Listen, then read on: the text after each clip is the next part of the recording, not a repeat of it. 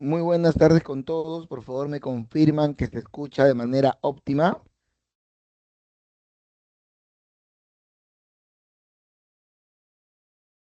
Por el chat se escucha de manera óptima. Buenas tardes, profesor, si se escucha. Ya, muchas gracias, señorita. Bueno, empezaremos con una nueva disciplina y también podemos hacer algunas reflexiones acerca de por qué estamos estudiando las disciplinas, ¿no? Si nos hemos dado cuenta, una de las miradas que tiene la filosofía es que el ser humano es un ser especial, ¿no? Ningún otro ser de la naturaleza hace lo que el ser humano. Sabemos de que no estamos solos en el mundo, ¿no? Estamos conjuntamente con las piedras. Las piedras también son seres, pero son seres inertes, ¿no? Son seres sin vida. Yo me comparo con una piedra y veo, oye, la piedra no tiene sentimientos, la piedra no tiene inteligencia, yo soy mejor que la piedra, tengo más facultades que la piedra será más dura, pero solamente tiene la facultad de dureza. Yo tengo otras facultades que me hacen ser más especial, ¿no? De repente veo por ahí un árbol y digo, oye, el árbol también está vivo, pero el árbol no se puede mover, el árbol no piensa. Entonces yo me siento de alguna manera superior, especial respecto al árbol.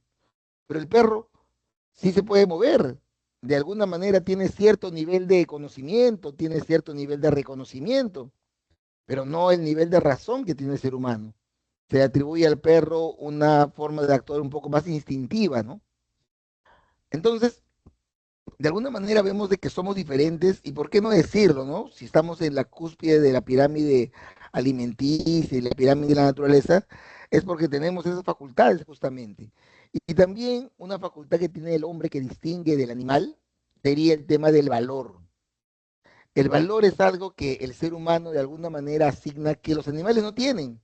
Tú ponle a tu perrito en invierno una ropa Nike de perro o una ropa de gamarra.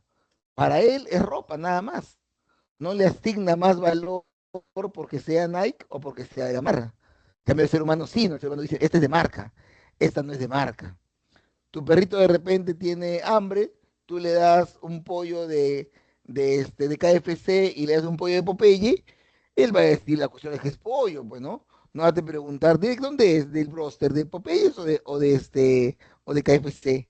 No, no. Tú de repente incluso le pones y a veces le pasa, a veces le pones de repente una cama comprada, ¿no? En una veterinaria de prestigio, ¿no? Y le pones una caja, y si él se siente más cómodo en la caja, te va a dormir en la caja. Entonces, los animales más bien le dan a las cosas sentido de acuerdo a su utilidad. Pero en el caso del hombre, hay otros factores más que hacen que le demos valor a las cosas. Y por eso es que la axiología se va a encargar del valor, ¿no? Es la disciplina filosófica encargada del estudio del valor. Pues si estudia el valor, la primera pregunta que surgiría sería, ¿qué es el valor, no? Una segunda pregunta, una segunda pregunta que surge es, ¿las cosas son valiosas porque las deseamos o porque las deseamos son valiosas? O sea, la pregunta sería, ¿no? O sea, si las cosas tienen valor intrínseco o las cosas tienen valor porque el ser humano le da valor. Por ejemplo, ¿no? En el tiempo del COVID, una mascarilla llegó a costar 5 soles. ¿Ahora cuánto está? ¿Cuánto por un sol? Entonces, esa mascarilla le dio valor al hombre, ¿no? El hombre automáticamente dijo, ya no vale 4 por un sol, sino que vale 5 soles cada una. Entonces, vamos a ir jugando con eso, ¿no? ¿Por qué se hizo tan valiosa esa mascarilla? ¿Por qué de repente, como decíamos, un polo Nike vale más que un polo de gamarra? ¿Por qué de repente yo le puedo aceptar a mi enamorada que llegue tarde a una cita y que sea impuntual, pero no le puedo perdonar que me sea infiel? De repente para mí el valor de la fidelidad es más importante que el valor de la puntualidad. Entonces con todas esas cosas nos enfrentamos, ¿no? A la hora de poder analizar también al hombre. Entonces, ¿no? Lo primero que tenemos que hacer entonces es saber algo. ¿Qué es el valor? Si no sabemos qué es el valor, va a ser difícil que podamos entender, ¿no? que es esto que estudia de repente la naturaleza en relación con lo que sería el tema de el valor que estamos trabajando. Entonces, ¿qué podríamos decir acá al respecto? A ver, el valor es aquello que hace estimable o rechazable algo. ¿Quién quiere que le corten un brazo? Yo no, profesor. Por lo tanto, lo rechazo. Es algo que me genera rechazo. No le doy valor a que me corten un brazo. ¿Quién quiere que le regalen un carro? Yo, profesor. Es algo que estimo. ¿Quién quiere de repente que le regalen, quién quiere que le dejen tarea el día de la tarde? Es algo que de repente rechazo. ¿Quién quiere que la siguiente clase sea en la playa? Es algo de repente que estimo. ¿Quién quiere que yo quisiera que me den un chocolate? Estimo. Yo quisiera que me den un brócoli, rechazo. Entonces, el valor es aquello que hace estimable o rechazable, pero no solamente uno estima o rechaza los objetos. Es decir, yo no estimo, rechazo de repente una zapatilla, sino que también puedo estimar o rechazar los hechos. Por ejemplo, se nos viene a la mente con los hechos, los hechos sociales, ¿no? La independencia, por ejemplo, ¿no? La independencia es un hecho que en el Perú es estimable, porque nos conseguimos la independencia, pero de repente en España, el hecho de la independencia del Perú significó perder una colonia. Entonces, de repente no es estimable. Entonces, pues, se dan cuenta cómo los hechos también pueden ser estimables. O mi cumpleaños, ¿no? Mi cumpleaños para mí es un hecho estimable. Para ustedes mi cumpleaños no tiene ningún valor. Entonces ahí nos encontramos, ¿no? Con el tema de que son estos hechos los que van a permitir que puedan ser estimables o rechazables. Tercero, las acciones también son estimables o rechazables. De repente yo estoy por la calle y veo que una persona le pega, patea a un perrito. Yo digo, esa agresión me parece rechazable. Entonces rechazo esa acción, ¿no? De repente veo que una persona le da agua a un perrito sediento. Esa acción me parece estimable. De repente yo veo que alguien está pintarrajeando las paredes de una casa. Esa acción me parece rechazable. De repente yo veo que alguien está barriendo la calle. Esa acción me parece estimable. Entonces las acciones también pueden ser estimables o rechazables. También las personas, ¿no?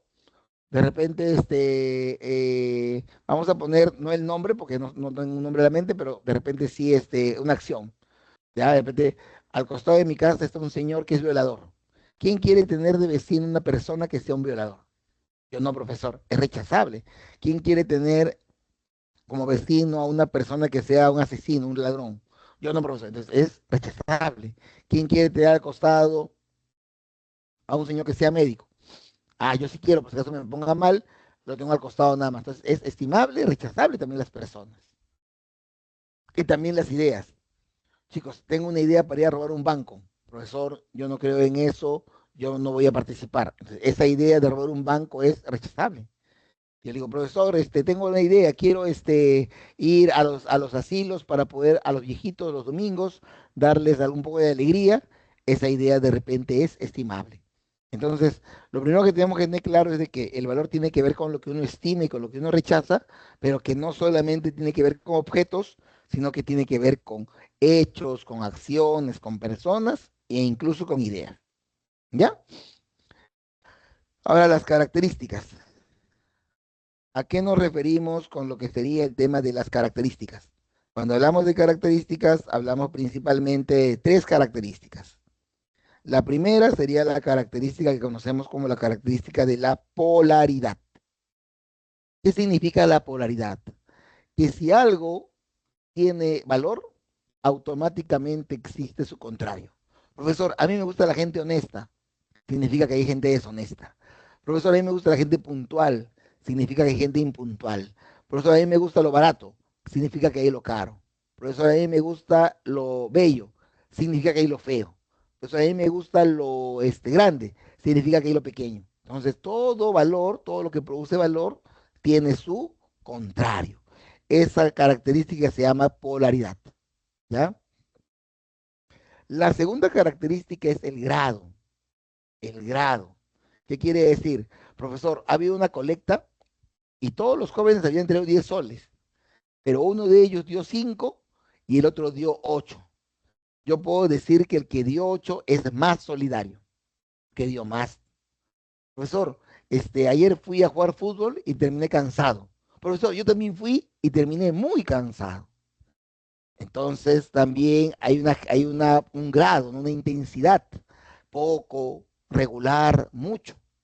De tal manera que uno va a tener esa reacción para ver que hay una intensidad, ¿no? A la hora de presentarse el valor. Y tercero, la jerarquía. El grado se da en un mismo valor. El mismo valor se pone en tela de juicio, pero la jerarquía tiene que ver con la importancia que se le da a un valor respecto a otro. Lo que decíamos como ejemplo, ¿no? Yo, por ejemplo, a mi enamorada, a veces cuando quedamos en ir al cine y llega tarde, la perdono. Le digo, mucha, mi enamorada es impuntual, pero me es fiel. Entonces yo sigo con ella porque para mí es más importante ser fiel que ser impuntual, que ser puntual, perdón. Pero de repente, si fuera puntual, pero infiel, a mi caso de repente no iría muy acorde, ¿no? Porque yo, como les digo, valoro más la fidelidad. Pero de repente tengo un trabajo grupal muy importante y estoy en el trabajo con mi mejor amigo. Mi mejor amigo tiene su enamorada y mi mejor amigo es recontra fiel. Entonces yo agarro y digo, vamos la exposición nos toca a las 2. Y el profesor dice que si no llega a las 2, los dos miembros del equipo desaprueban. Llega a la hora de la tarde y mi amigo no llega. Llega a 2:05 y el profesor ya nos jaló. Entonces yo en ese momento voy a decir, oye, llegaste tarde. Sí, pucha, fui impuntual. Pero recuerda que soy fiel, ¿no? Con mi enamorada, así que para ti es más importante la fidelidad. Oye, no, no, para mí es más importante la fidelidad de mi enamorada. Pero en este caso es más importante la puntualidad porque por tu tardanza he desaprobado. Entonces, a veces en condiciones puede ser que un valor se haga más importante que el otro. Un valor que me afecta a mí, un valor general. Entonces, la jerarquía tiene que ver cuando ponemos en contraposición dos valores o más valores y vemos que uno de ellos nos puede generar una mayor importancia. Hay 30 segundos para que tomemos nota y luego seguimos con la segunda parte.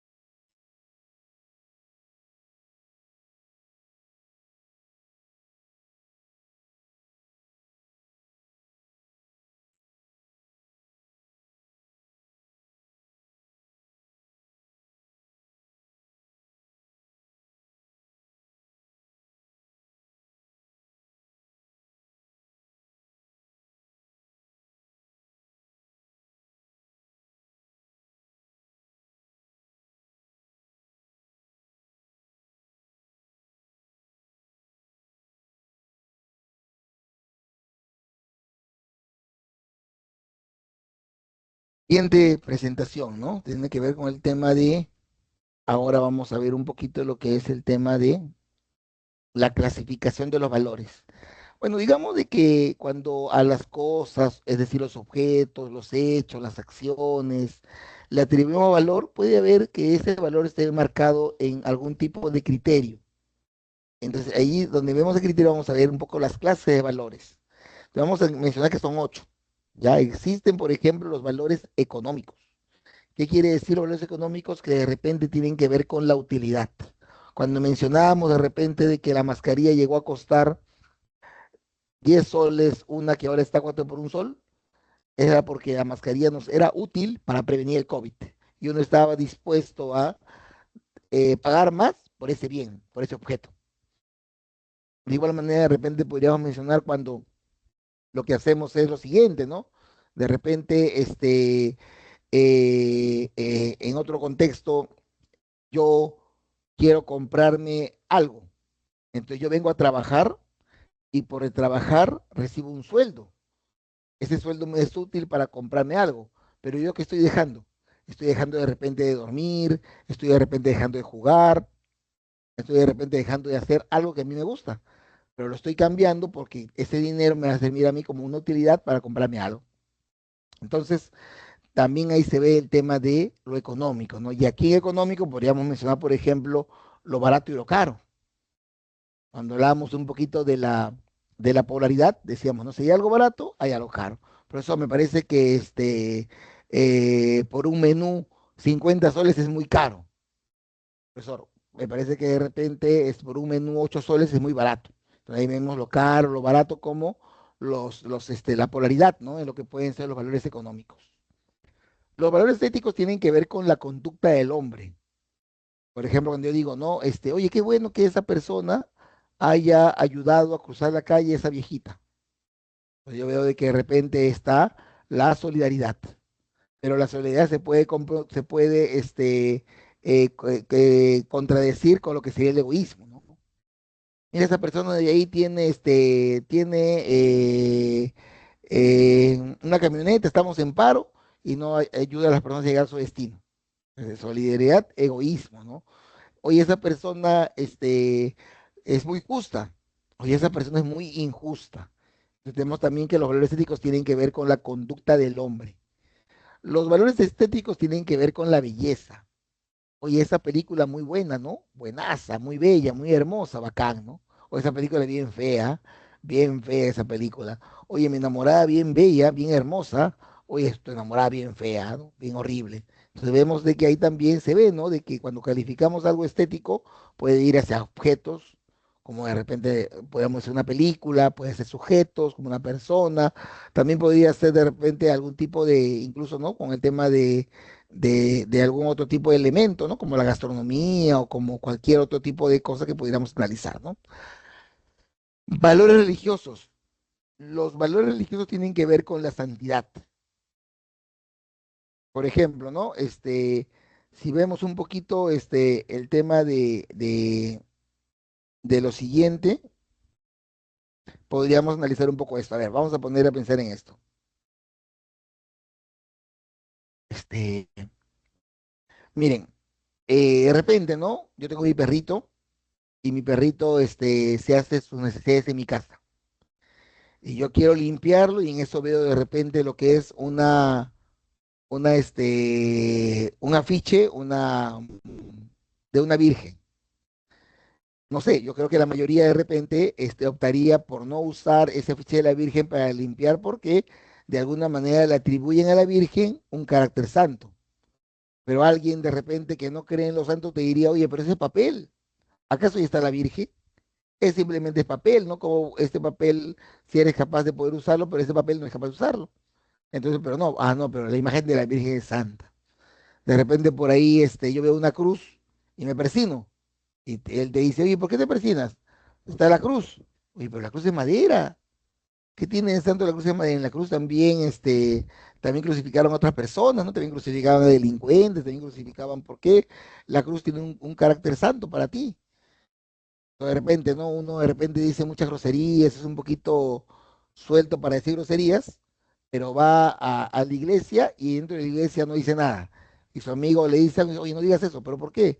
Estamos en la iglesia. ¿Pero qué tiene que ver la iglesia con algo santo? La iglesia simplemente es un pedazo de cemento, no es como una casa simplemente.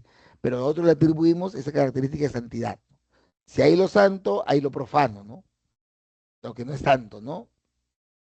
Entonces sería el cuarto tipo de clasificación, ¿no? El religioso. Cuando hablamos de sociales, hablamos de hechos que pueden estar importantes e inmersos en la sociedad, ¿no? Por ejemplo, podríamos mencionar, ¿no? Como hecho social, mi cumpleaños, la independencia, de repente, una fecha importante, que determinada sociedad le atribuye una importancia para poder desarrollarse. Sociales, ¿no? Cuando tienen que ver con la sociedad. Teóricos tiene que ver con la ciencia y reflexión. De repente yo estoy enfermo y tengo a mi frente un médico que me dice, oye, toma la pastilla Panadol. Y viene un chamán y me dice, oye, toma un poco de jarabe de jengibre. Digo, oye, ¿a quién le hago caso?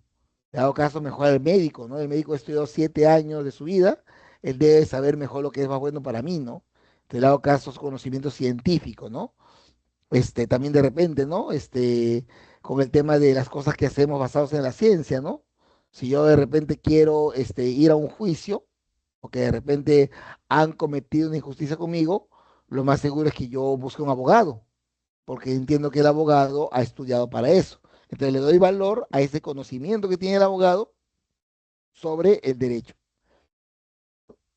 Cuando hablamos de los valores sensoriales, podemos hablar de todos los sentidos: olfato, gusto, vista, oído, tacto, serían los 5 sentidos, ¿no? Olfato, vista, oído, gusto, tacto, muy bien. Entonces también a través de lo que los sentidos perciben yo puedo encontrar algún tipo de sabor, ¿no? Hoy día de repente almorcé ceviche, el sabor fue agradable, pero también de repente otro día me dan brócoli, el sabor es desagradable. Entonces también lo que tiene que ver con lo que son los sentidos del gusto me produce agrado o desagrado. De repente yo veo una película muy buena, entonces mi sentido de la vista está contento, entonces se produce lo que sería el sentido de lo que sería el tema de, este, de lo agradable, ¿no? En función de lo que uno ve. De repente uno no ve, ve algo feo, entonces es algo desagradable, ¿no? Entonces ahí también se produce a partir de lo que uno ve, ¿no? Profesor, me he mudado y al costado de donde yo estoy durmiendo hay un baño público. Pucha, el olor es horrible, profesor. Entonces, ese tipo de olor me genera desagrado, no es estimable. Profesor, me he mudado y estoy frente a un jardín y del jardín brota la flor de su olor. Qué agradable olor. El olor también puede producir agrado o desagrado. El tacto, ¿no, profesor? La otra vez me eché en una cama de espinas. Qué incómodo, ¿no? No, déjame que me eché en un colchón de seda. Entonces, miren, ¿no? También, de alguna manera, el tacto entra en esa situación, ¿no? Y también, obviamente, lo vital, ¿no? Ahora, lo vital tiene que ver con lo que de alguna manera produce vida, ¿no? Ahora, hay que también tener en cuenta algo, ¿no? Por ejemplo, ¿no? Muchas veces, de repente sabemos que el cigarro atenta contra la vida. Sin embargo, mucha gente la fuma. De repente es porque privilegian el placer del fumar sobre la vida. Pero todo lo que tenga que ver con lo que produce salud, lo que produce enfermedad, tendría que ver con el valor de la vitalidad, ¿no? Hay mucha gente que de repente, bien curiosa, ¿no? Va en auto a un gimnasio a subirse a una biblioteca estacionaria. ¿A qué sentido tiene irte en un auto a un gimnasio a subirte a una biblioteca estacionaria cuando de repente moviéndote en bici podrías obtener la misma cantidad de calorías y no tendrías que desplazarte de esa manera? Entonces, pero de todas maneras lo que sabemos es que el deporte genera salud, ¿no? Por lo tanto el deporte es estimable. La droga no genera salud, ni genera lo contrario. Entonces la droga no es estimable. A ver, ahí están los 8 tipos de valores, clases de valores. A ver si por favor ahí tomamos apunte y todo durante 30 segundos para que quede esto más sólido. Ya saben que en cualquier momento pueden preguntar sin ningún problema si es que algo no quedó claro. 30 segundos para ver esta presentación.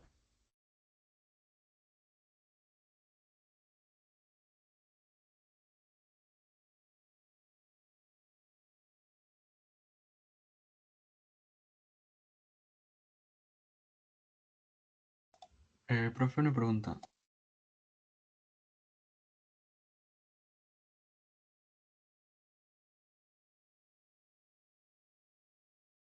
Dinos tu pregunta, ¿cuál es tu pregunta? ¿Cómo diferencio los valores éticos de la virtud? Bueno, en realidad aquí todavía no estamos hablando de la virtud, estamos hablando del ético. Y por ejemplo, podríamos vincular lo ético es justamente la conducta estimable que uno espera tener, ¿no? En una función de repente un poco social. Entonces, lo que se considere en la sociedad que es algo virtuoso sería un valor ético, ¿no? Sería un valor ético. Por ejemplo, ¿no? En la sociedad de repente es virtuoso tener en consideración el tema de decir la verdad. Entonces se convierte el decir la verdad en un valor ético.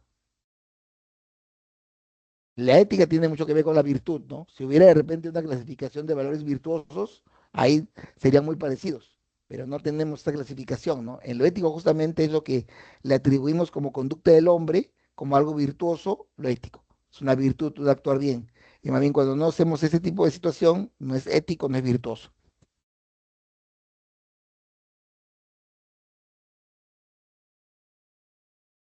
20 segundos y pasamos a la siguiente presentación.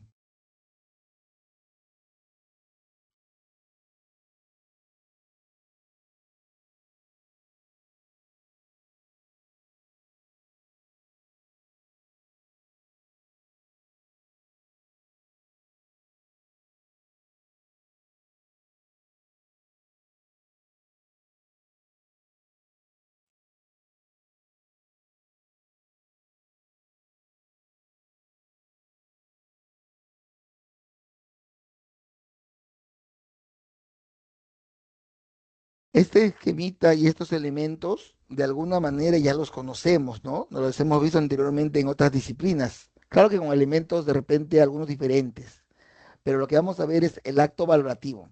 El acto valorativo obviamente es cuando una persona valora algo. Habíamos dicho que valorar es estimar o rechazar. ¿Por qué una persona valorará o estimará algo? Es lo que nos queremos decir, ¿no? Entonces, el acto valorativo representa una experiencia a través de la cual el sujeto acepta o rechaza. ¿Qué cosa? Un objeto, una persona, una acción o una idea. Ahora, en el acto valorativo hay cuatro elementos. El sujeto, que antes era de repente el sujeto cognoscente, ahora el sujeto valorante, el sujeto capaz de valorar. Existe el objeto valorado, pero recuerden que puede ser objeto, una persona, una acción, una idea. Existe una cualidad y existe un juicio. De repente yo en este momento veo la diapositiva y digo, profesor, qué clara diapositiva. Esta cualidad de claridad hace que a mí me guste esta diapositiva. Pero si fuera de repente lo contrario, diría, profesor, qué confusa diapositiva. De mi juicio va a ser de rechazo. No quiero estudiar con esta diapositiva a mí me confunde. O sea, genera estima, genera rechazo. Por ejemplo, ¿no, profesor? Mi cama es recontra cómoda. Esa cualidad de comodidad genera estima. Por eso mi cama es muy dura. Esa cualidad de dureza genera rechazo. Entonces, aquí vemos, ¿no? Cómo es que al entrar en contacto con las cosas, no solamente entramos a ellas de manera física, sino que esa cualidad es sometida a un juicio. Y el juicio es lo que hace que estimemos o rechacemos esa característica o propiedad que tiene el objeto, hecho, persona, acción o idea. Ya entonces ahí también tenemos los elementos. 30 segundos para que puedan tomar nota y ver lo principal de esta presentación.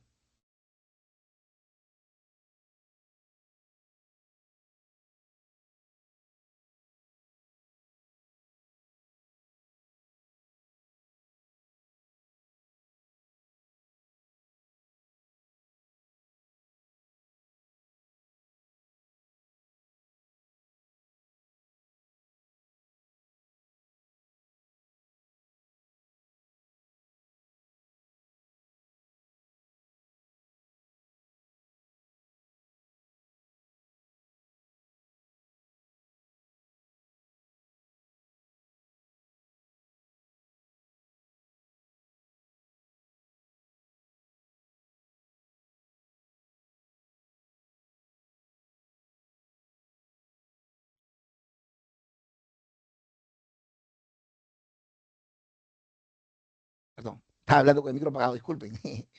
Ahora vamos a referirnos a las clases de juicio, ¿ya?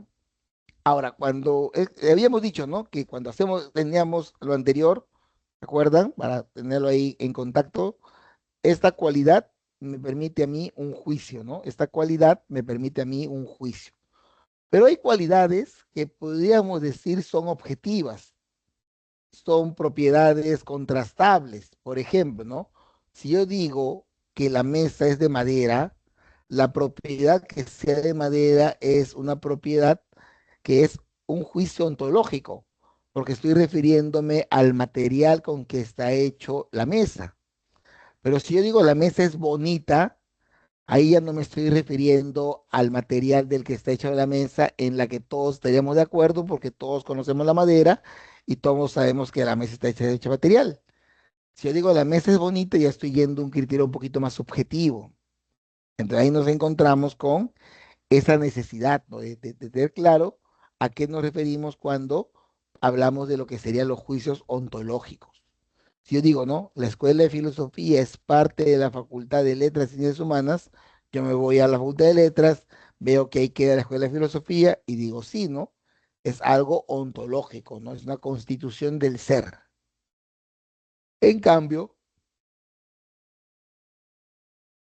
los juicios axiológicos tienen que ver cuando uno califica las cosas. Si yo digo que algo es mejor, ese mejor es una valoración. Si yo digo que algo es más rico, ese más rico es una valoración.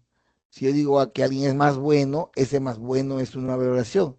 Entonces, los juicios también pueden ser axiológicos. También pueden ser axiológicos. Un minuto para poder tener esa información y poderla precisar. Ya saben que pueden preguntar en cualquier momento si ahí queda alguna duda.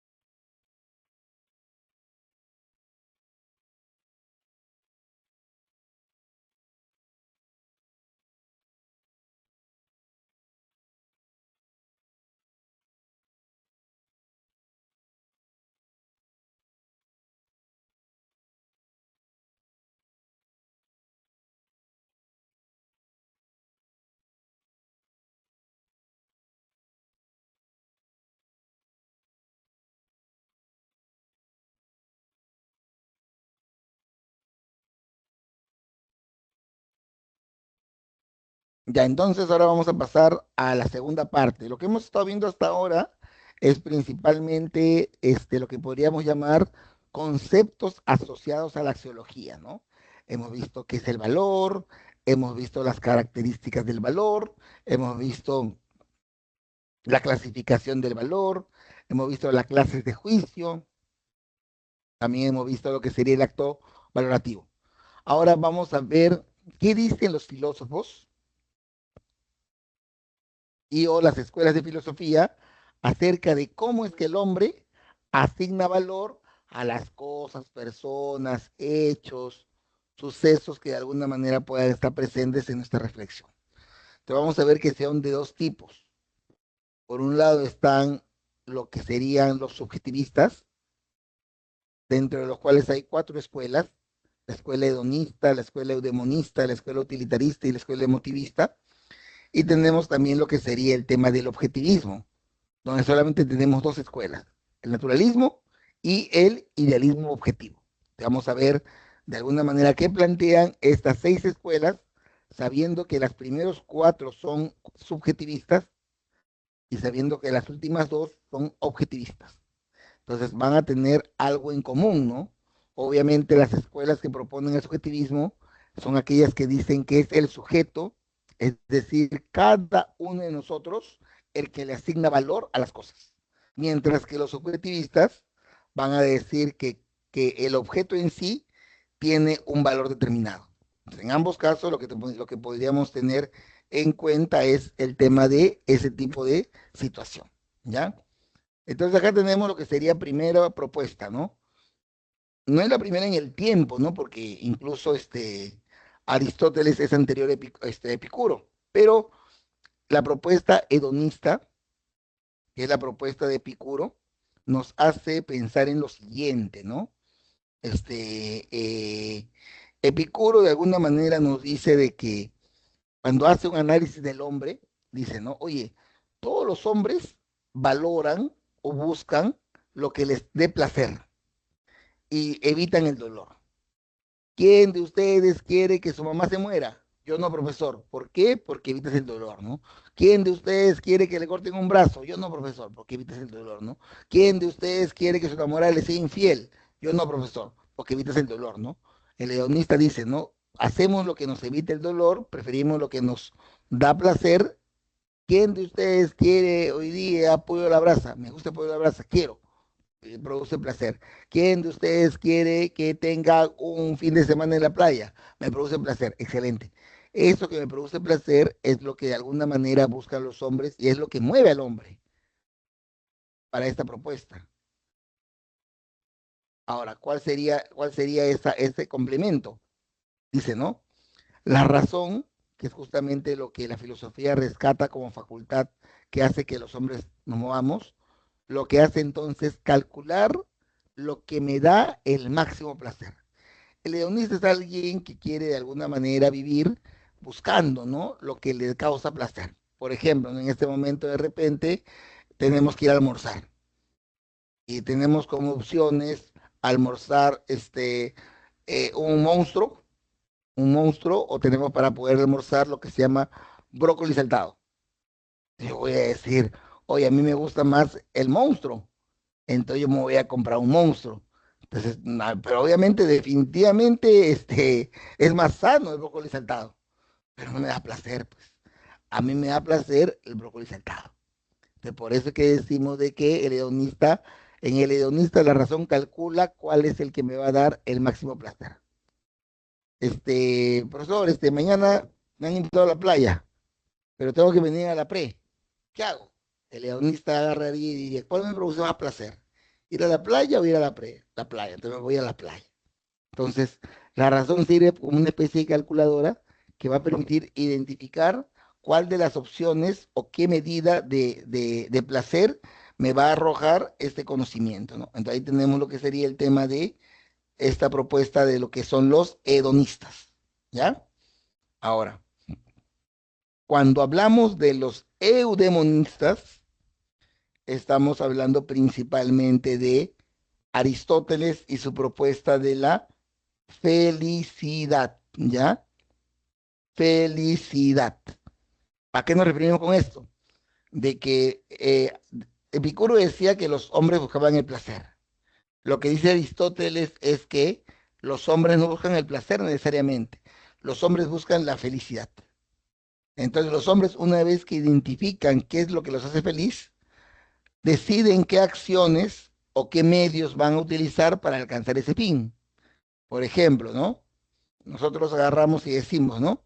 Este, eh, profesor, tengo el sábado una fiesta, pero el domingo es el examen, pero la fiesta va a ser un fiestón, pero el domingo es el examen. Entonces yo voy a decir, ¿no?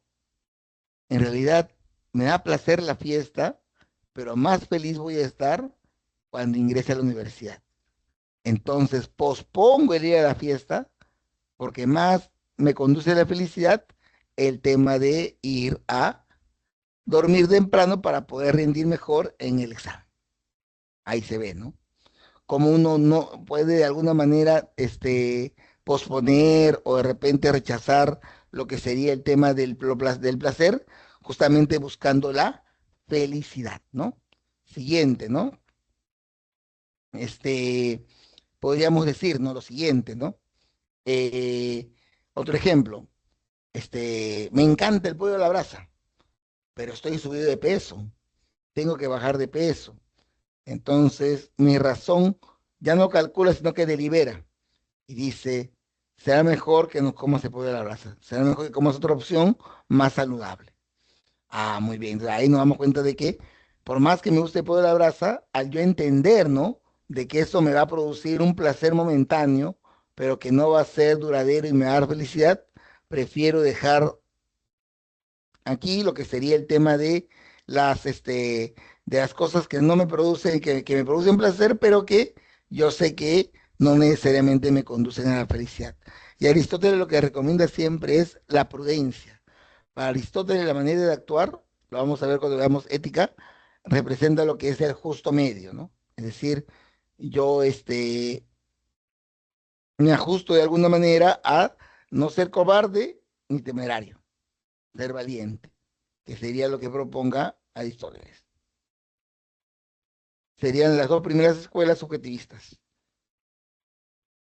Luego vienen dos escuelas más, la escuela utilitarista y la escuela emotivista. También estas escuelas son subjetivistas, por lo tanto van a tener algún tipo de nivel de parecido con las anteriores. También son subjetivistas. Ahora, ¿a qué nos referimos con estas escuelas subjetivistas? Por ejemplo, tenemos lo que sería el utilitarismo. El utilitarismo es la propuesta de Johann Stuart Mill. Y lo que él propone es que la felicidad de alguna manera se alcanza mediante lo que sería la utilidad. Y la utilidad tiene que ver con lo que es preferible para la mayoría de personas. O sea, si yo tengo que elegir en algo que hace bien a 1000 personas y algo que hace bien a 100 personas, yo debo elegir siempre lo que hace bien a 1000 personas. Ejemplo, yo tengo de repente que yo he decidido hacer una actividad social, ¿ya? Y de repente, quiero ayudar a las personas que no comen, que tienen problemas para comer porque no tienen dinero. Entonces yo he decidido gastarme 100 soles para poder ayudar a las personas que no tienen para comer. Yo tengo dos opciones. Opción uno sería de repente, invitar a una persona y llevarlo a comer al Tanta. El Tanta, el plato de menú está más o menos 60 soles, más la bebida, 75, más el postre, 100 soles. Y yo digo, no, pero voy a hacerlo feliz, ¿no? Entonces estoy haciendo una cosa bien. Pero ¿qué te digo el utilitarista? Con 100 soles tú puedes invitarle 10 menús de 10 soles a 10 personas. O a esa misma persona le puedes invitar diariamente un menú de 10 soles durante 10 días. De alguna manera, ¿qué conviene? Entonces ahí parte el criterio, ¿no? De que si la mayoría de personas de alguna manera sostienen, ¿no? Lo que sería ese tema, habrían de repente otras opciones por tomar, ¿no? Y también otro ejemplo podría ser, ¿no? A ver, tenemos que construir una carretera. ¿La construimos en San Juan de Lurigancho o en Miraflores? Nos preguntaríamos, ¿no? Esta carretera, ¿a cuánta gente beneficiará en San Juan de Lurigancho? Sabemos que San Juan de Lurigancho es el distrito más poblado. Por eso, por esta carretera pasan diariamente 500.000 personas. Oye, pero también requerimos un presupuesto para esta pista en Miraflores. Por esta pista pasan 1000 personas. Definitivamente, por donde pasan más es donde se tiene que elegir, ¿no? Porque es darle bienestar al mayor número de personas.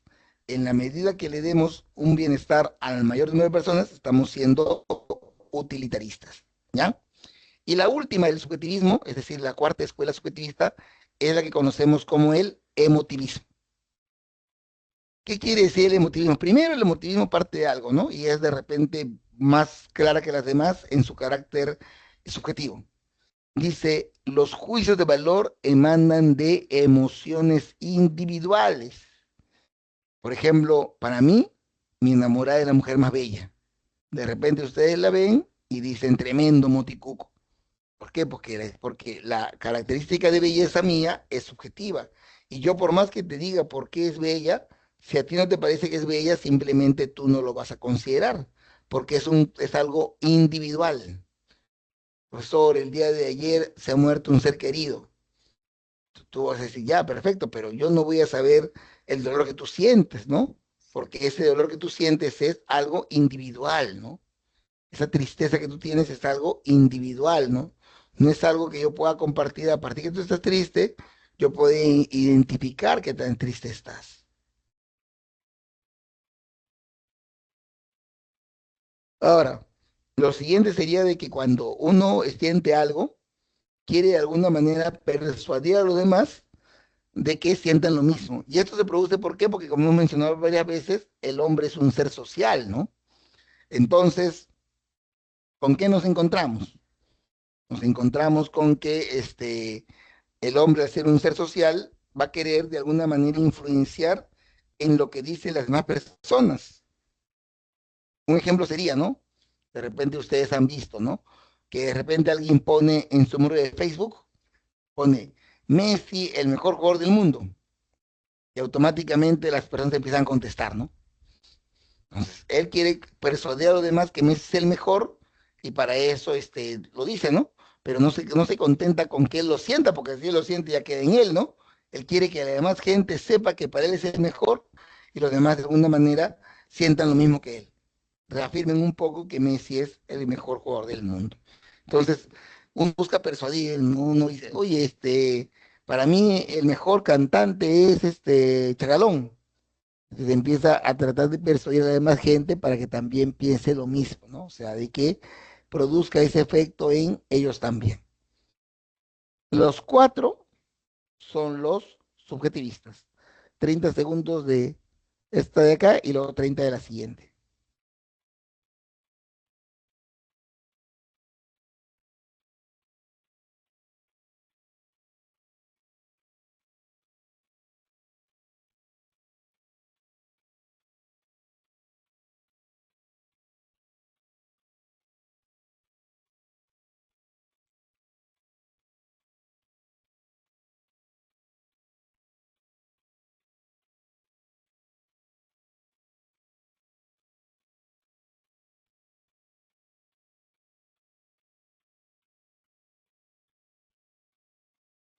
Ya. Ahora vamos a pasar al objetivismo. Cuando hablamos del objetivismo, hablamos de dos elementos. El naturalismo, mejor dicho, de dos escuelas. El naturalismo y el idealismo objetivo. El naturalismo representado por Herbert Spencer y el idealismo objetivo representado por Platón. Ahora, ¿qué nos plantea el naturalismo? Recuerden que estas dos escuelas son objetivistas, por lo tanto, la diferencia con las anteriores es que en las anteriores era el sujeto el que le atribuía el valor a las cosas, hechos, personas, acciones. Aquí más bien es el objeto, hecho, acción, suceso que tiene valor y lo que hace el hombre únicamente es reconocer ese valor. Entonces, este valor es algún tipo de propiedad, alguna característica que forma parte de la naturaleza material de las cosas. Es decir, las cosas tienen algo físico, una propiedad, que hace que sea atractiva. Aquí los naturalistas generalmente ponen dos ejemplos. Primero ponen el ejemplo del oro. Me refiero al mineral, ¿no? No me refiero al este, al animal loro, ¿no? Al animal. Me refiero al mineral. ¿De qué dicen, no? La cultura egipto está en África, ¿no? La cultura inca está en América del Sur, ¿no? La cultura tiahuanaco, azteca está en América del Norte, en Centroamérica. Sin embargo, vemos que las tres culturas tenían una preferencia por el oro. Nunca esas culturas estuvieron conectadas ni geográficamente ni temporalmente. ¿Y qué hace entonces que sea tan importante el oro? Para el naturalista te diría, lo que pasa es que el oro tiene una propiedad intrínseca que hace que sea atractivo. No es que el hombre le dé valor al oro, sino que el oro tiene la propiedad y el hombre reconoce esa propiedad como algo que le parece valioso. Esa propiedad natural es la que hace que el naturalismo considere el tema de definirlo como algo material que interesa, no lo que le interesa. Ya, entonces, también pone el ejemplo de los paisajes, ¿no? A eso ocurre que uno va a la provincia y de repente se pone un rato a contemplar un paisaje y dice, qué hermoso paisaje. Entonces viene otra persona y también dice lo mismo, ¿no? Qué hermoso paisaje. Porque yo este paisaje lo estoy viendo por primera vez. Por lo tanto, en este primer contacto me está pareciendo hermoso. Entonces, ¿cómo es que yo genero ese calificativo de hermoso? Porque el mismo paisaje, el mismo en este caso hecho, recoge, ¿no? Lo que sería una proporción positiva. Sería la alternativa C. Y como última escuela estaría el idealismo objetivo. Y ya nos ayuda algo bien, nos ayuda el nombre, ¿no? Idealismo. Pero también nos ayuda el saber que Platón está detrás de esta propuesta, porque ya sabemos de Platón. ¿Se acuerdan qué sabemos de Platón? Platón planteaba la existencia de dos mundos, el mundo sensible y el mundo de las ideas. Para Platón, el mundo verdadero es este, el mundo de las ideas. Y el mundo sensible, que es donde vivimos, es el mundo de las copias o el mundo de las apariencias. En este caso nos va a servir más la definición del mundo de las copias. ¿Por qué? Porque recuerden ustedes que para Platón, el hombre, cuando su alma está presente en las almas, comprende todo. Pero de alguna manera, este, este, este, esa propuesta, ¿no? De considerar justamente el hecho de que sea una copia, un reflejo de lo que vemos, nos va a ayudar a darnos cuenta de algo, ¿no? Que, por ejemplo, el alma mía está en lo que es el mundo de las ideas, porque yo ya me morí, pero mi alma se fue al mundo de las ideas. Ya, nació un niño, ese niño nació con mi alma y ya es ahora inmortal el alma. Ahora, en este trajinar de la vida, ese niño va de repente a cometer un acto de justo y yo voy a ver el acto justo. Entonces voy a decir, qué buen acto ha hecho el niño. Pero ¿por qué lo voy a decir? Porque la justicia tiene valor en el mundo de las ideas. Entonces cuando yo veo en el mundo de las copias a alguien que hace un acto justo, yo voy a valorar eso, porque la justicia tiene valor en el mundo de las ideas. En el mundo de las ideas de repente tiene valor la belleza. Entonces, cuando yo en el mundo físico detecte la belleza, va a tener de alguna manera un eco, ¿no? Y por eso es el idealismo objetivo, porque no depende del sujeto, sino depende de alguna manera de lo que está presente en el elemento que estamos viendo. Entonces, hemos visto ahora sí los puntos más importantes de lo que sería la axiología. Primero, hemos buscado definirla a través de la constitución de sus palabras. Segundo, hemos definido lo que es el calor, aclarando que no solamente es de alguna manera considerar el tema de objetos, sino que también hay personas, ideas, hechos, sujetos mismos. Dijimos que las características eran tres, ¿no? Polaridad, grado y jerarquía. Dijimos de que hay diferentes clasificaciones de los valores, pero hemos mencionado ocho: económicos, éticos, estéticos, religiosos, sociales, teóricos, sensoriales, vitales. Tenemos el acto valorativo y lo que sería el tema de elementos, sujeto, objeto, cualidad y juicios. Luego tenemos las clases de juicios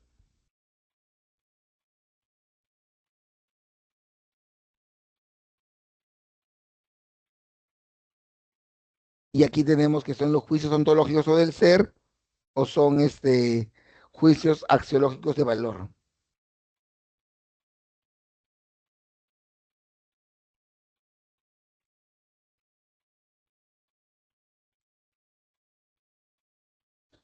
Luego viene lo que son las escuelas. Tendríamos que hablar del subjetivismo, eudemonismo, utilitarismo y emotivismo. Y luego vendría lo que sería el objetivismo con el naturalismo y con el idealismo objetivo. ¿Hasta ahí habrá alguna preguntita?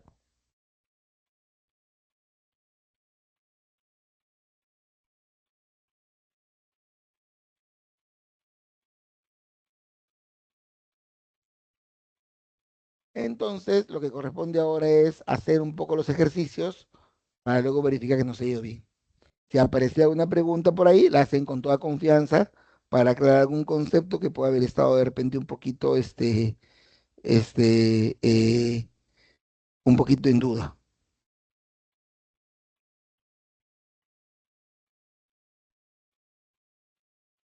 Así que vamos a poner por aquí,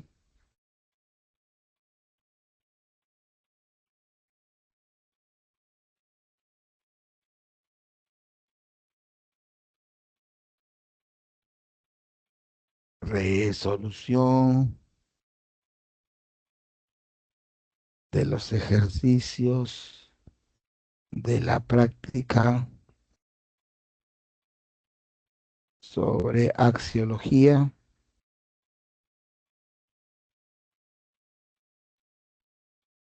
desde las 3 p.m. hasta las 3:20.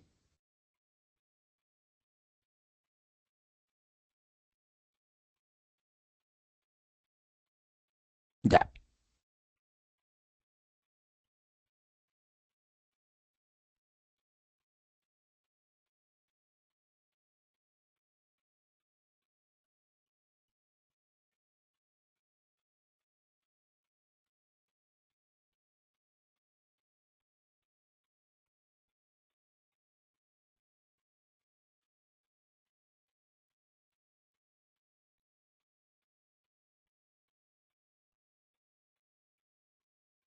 ya.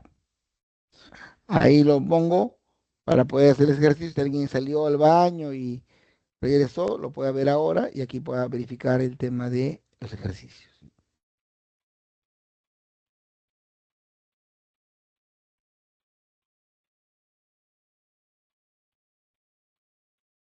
Ya vamos a analizar un poquito algunos de los términos que aparecen en las preguntas, no tanto las claves que ya más o menos ya las han podido ir detectando, pero sí algunas cositas que pueden necesitar un poco aclararse, ¿ya? A ver,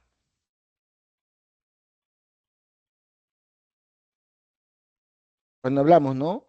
En relación con las próximas elecciones presidenciales y de congresistas 2026, Barcela le sugiere a su familia elegir un candidato con estudios superiores, buena presencia, joven, facilidad de palabra y sobre todo que posea una alta posición económica, ya que esto garantizará que no caiga en acto de corrupción, pero su hermana le manifiesta que se debería considerar como cualidad fundamental la probidad del candidato, porque el resto de características son irrelevantes. ¿Ya cuál podría tener que ver en este caso, para poder, analizar, ¿no? Entre lo que sería el tema de darle algún tipo de beneficio a quien tenga esa característica, como poder tener en cuenta estos dos elementos, sería que lo más importante sería el tema de la relevancia de los valores éticos por encima de otros valores, ¿no? Es decir, si vemos, ¿no? De que una persona es justa, es un valor ético, ¿no? En cambio, el tema de posición económica es un valor utilitario, entonces la ética va por encima de los demás valores y por eso de alguna manera se reconoce, ¿no? Que sería más importante que cualquier otro valor el tema de que sea la probidad, ¿no? Como un elemento importante de lo ético. Para ciertos cinéfilos, El Señor de los Anillos, El Retorno del Rey, es una de las películas más grandes y exitosas de la historia del cine, pues ganó las 11 nominaciones a los premios Oscar, otorgado por la Academia de Artes y Ciencias Cinematográficas. Esta película tuvo un presupuesto de 94 millones de dólares, recaudó globalmente 1.147 millones de dólares y es la segunda película más taquillera de todos los tiempos. Por el contrario, otros cinéfilos consideran que la película fue sobrevalorada, dado que los premios otorgados a mejor guion adaptado y mejor diseño de producción no son bien merecidos, dado a sus deficiencias, ¿ya? Sus deficiencias. Este, con respecto a los valores de la lectura, ¿qué se deduce? La contradicción de los juicios ontológicos de los cinéfilos, la jerarquía presente en la valoración de los cinéfilos, que lo económico primará al momento de la premiación, que la valoración de una película varía de intensidad, la polaridad que expresan las opiniones de los cinéfilos. En este caso, obviamente, lo que está mencionando, ¿no? El texto es que la película, su valoración es justamente el tema de que a algunos le gusta más y a otros le gusta menos, ¿no? Cuando hablábamos de que a alguien le puede parecer poco, regular mucho, cuando hablábamos de que es una exageración, estaríamos hablando principalmente de lo que sería la valoración de la película, varía de intensidad, ¿no? Porque no dicen de alguna manera que no se merecía, ¿no? Sino que había una exageración, ¿no? Entonces, para algunos es mucho más, para algunos debería ser menor la cantidad de resolución que se pueda dar, ¿no? Luego tenemos la 3. Para Héctor, afirmar lo siguiente: robar dinero es malo. Es como decir robar dinero, con una particular tono de horror. Malo no agrega ninguna información, solo manifiesta un sentimiento de desaprobación, del mismo modo que hay. No es una afirmación acerca de un dolor que se siente, sino la expresión de ese dolor. Al no ser afirmaciones ontológicas, estos juicios de valor no son verdaderos ni falsos. Su función es expresar emociones o persuadir a los demás de que sientan lo mismo. Respecto al enunciado de Héctor, ¿qué podemos decir? Si decimos de que de alguna manera, ¿no? No, no son verdaderos ni falsos. Y acá nos habla claramente de su función es expresar emociones. Ustedes recordarán que tenemos una posición que nos habla del emotivismo axiológico. Es decir, que la sensación que se siente es algo personal, algo individual, algo que no puede ser de alguna manera este, considerado de una manera colectiva, ¿no? Pero que sí siempre uno espera de que su posición se pueda de alguna manera afirmar en los demás. Ya sería la alternativa E, el emotivismo axiológico. Oscar se considera una persona práctica y como tal asume que las cosas le deben procurar la máxima satisfacción.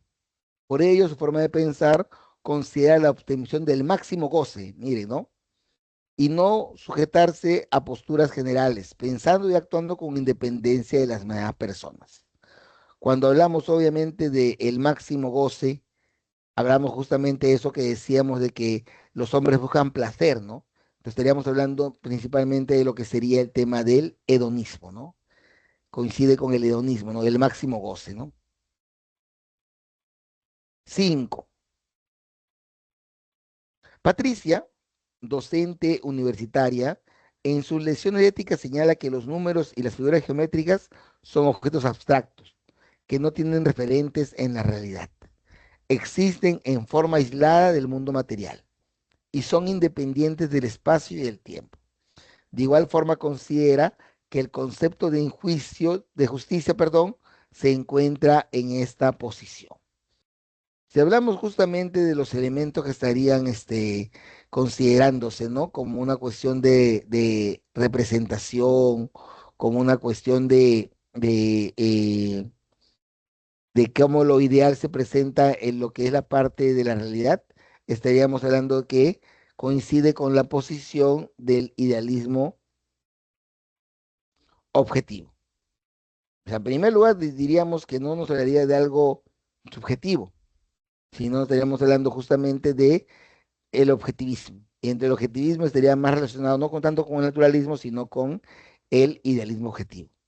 Sería la alternativa C. Para la filósofa de la Cortina, La realidad no es estática, sino dinámica. Contiene un potencial de valores latentes que solo la creatividad humana puede ir descubriendo. De ahí que podamos afirmar que la creatividad humana forma parte del dinamismo de la realidad, porque actúa como una partera que saca a la luz lo que ya estaba implícito, alumbrando de este modo nuevos valores o nuevas formas de percibirlos. Se infiere que de la cortina se tiene una postura. ¿Con qué está relacionada la postura de la cortina? Con la postura objetivista, ¿no? Porque el ser humano descubre los valores en las cosas. No es que el ser humano le atribuya valor a las cosas, sino que el ser humano descubre las cosas ya la tienen ese valor y solamente está en cuestión el hecho de descubrirlas. 7. Pedro y Carlos son estudiantes de primer año de la carrera de Derecho. Pedro le manifiesta a Carlos que su deseo de tener una buena posición económica lo llevó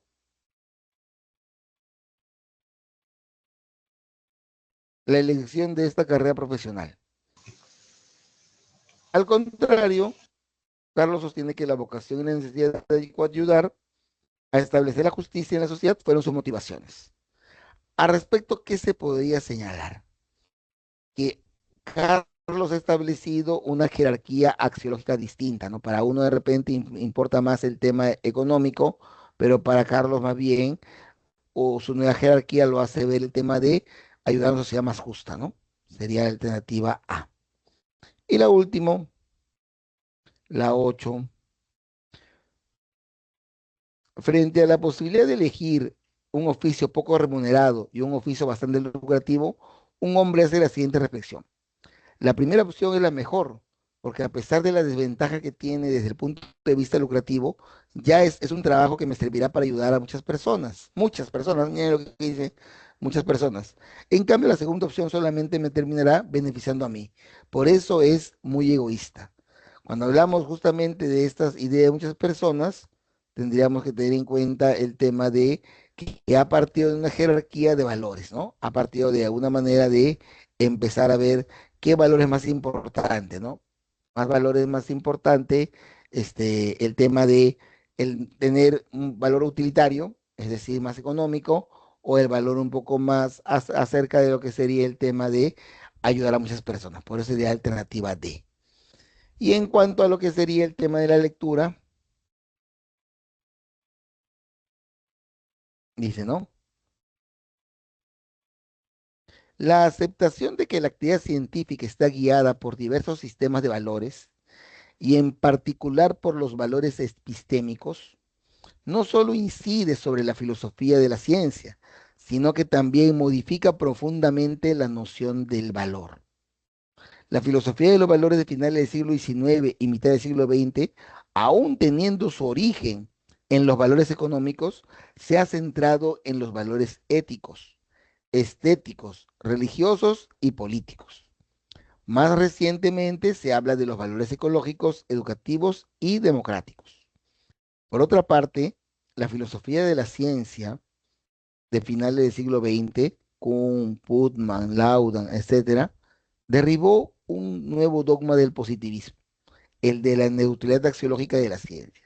A partir de ese entonces se acepta cada vez más que la ciencia tiene sus propios valores: verdad, verosimilitud, precisión, coherencia, rigor, generalidad, fecundidad, adecuación empírica, contrastabilidad, que suelen denominarse valores epistémicos o internos. También la tecnología tiene sus valores propios: eficiencia, eficacia, utilidad, aplicabilidad, funcionalidad, robustez. Marque la alternativa a la cual hace referencia el párrafo anterior. Acá tenemos que ver cuál es la que de alguna manera resume un poquito más, ¿no? El tema de la idea. ¿La ciencia y la tecnología están exentas de la presión axiológica? Creo que no, ¿no? ¿Los valores éticos y económicos priman sobre los valores epistemológicos? Creo que tampoco podemos sacar esa conclusión. Más bien, lo que nos dice aquí al final es de que la esfera de los valores ha incrementado, ¿no?, su alcance en los últimos años. El antagonismo frente a valores éticos, no, sería más bien la alternativa C. Ahora vamos a poner el resumen para que puedan tomarle pantallazo y si no pudieron practicar ahora, lo pueden hacer después. Ponemos el pantallazo de las respuestas.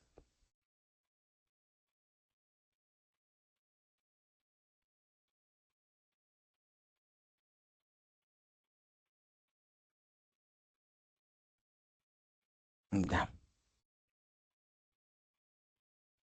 Ahí tenemos las respuestas unos minutos para que puedan tomarle foto, puedan tomarle pantallazo.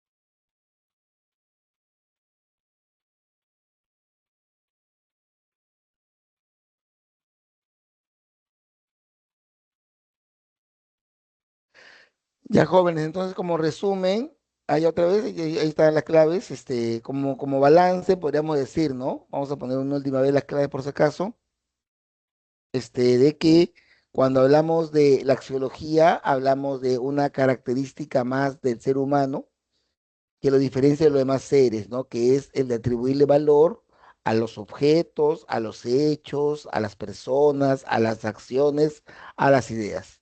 Y que en esa atribución de valor entran en juego muchas propuestas, ¿no? Por ejemplo, dirían los hedonistas que es el placer, dirían lo que los eudemonistas que es la felicidad, dirían los utilitaristas que es la mayoría, dirían los emotivistas que es la emoción, ¿no? Tal manera de que tendríamos que tener esa consideración para poder determinar, ¿no? Exactamente qué es lo que podría generar la asignación de valor. Mientras que en la otra orilla se encuentran los objetivistas, quienes en realidad hablan de una propiedad intrínseca del objeto, solamente que para las naturalistas esa propiedad estaría en la naturaleza física, mientras que para los idealistas objetivos esa propiedad estaría en el mundo de las ideas, ¿no? Y al ser el mundo físico una copia, de ese mundo de las ideas, ahí aparecería ese elemento para poder procesarse. ¿Ya? Ya jóvenes, muchas gracias por la atención. La axiología es también una disciplina muy interesante, así que pueden profundizar en ella. Cuídense, buena semana para todos.